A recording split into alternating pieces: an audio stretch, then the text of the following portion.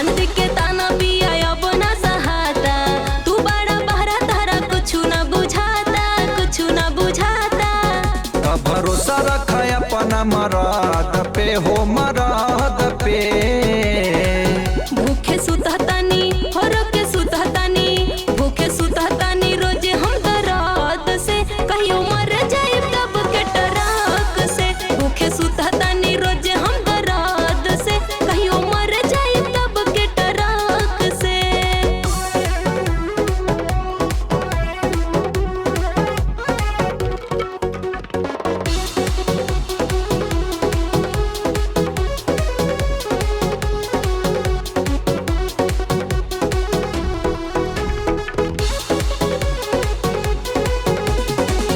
बुरा बर्ताव हमसे आमा जी भी करेली, जेठ या जेठानियों भी कौमी नहीं छोड़ेली, कौमी नहीं छोड़ेली।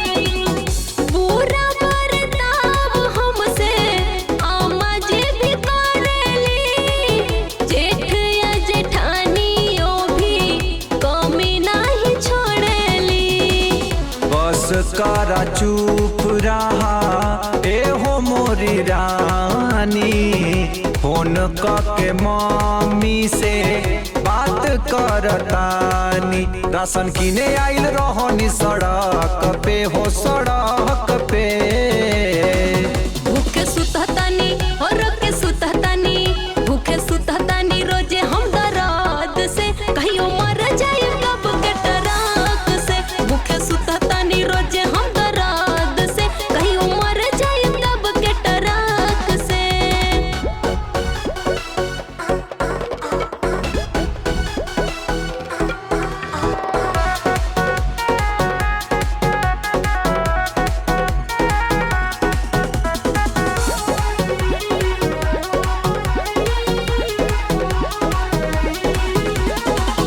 देवरा कमलेशवा भी बोली हमके बोलेला, का कहिए दुर्गा यादव राज हमर खोलेला, राज हमर। सुना ना, देवरा कमलेशवा भी बोली हमके बोलेला, का कहिए दुर्गा यादव राज हमर खोलेला। आवतानी हम कुल काल्हे फरिया दे, रसते का काटा तोहरे राह से हटा दे। कुल सोचल के रखली हड़प के हो, हड़प के।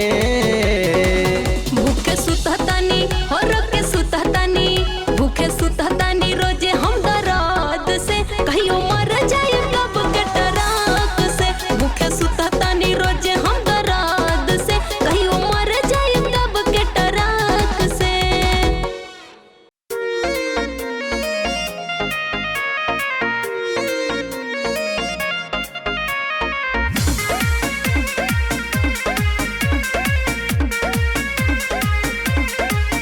काहे फोनवे पे रोज रोज करेलू बवाल, बड़ी काहो परेशानी बतावा ना हाल। ए हो सुनला, काहे फोनवे पे रोज रोज करेलू बवाल, बड़ी काहो परेशानी बतावा ना हाल। काओ मिलेला तू के लड़ैया में, घरे आजा सैया जड़ैया में, जड़ैया में मजा लिहल जाए रजैया में, डाल दी हम छरी तलैया में, तलैया में मजा लिहल जाए रजैया में।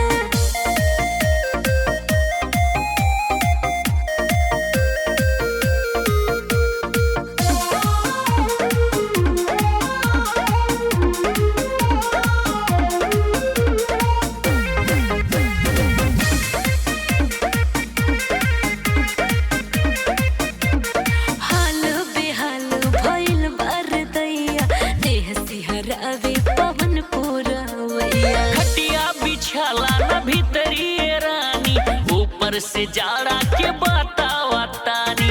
अच्छा हाल बेहाल भइल बरदैया, देह सिहरावे पवन पूरवैया। खटिया बिछाला ना भीतरिए रानी, ऊपर से जाड़ा के बतावा तानी कि जाके आग जलाला मड़ैया में। का घरे आजा सैया जड़ैया में, जड़ैया में मजा लिहल जाई रजैया में। डाल दी हम मछरी तलैया में, तलैया में मजा लिहल जाई रजैया में।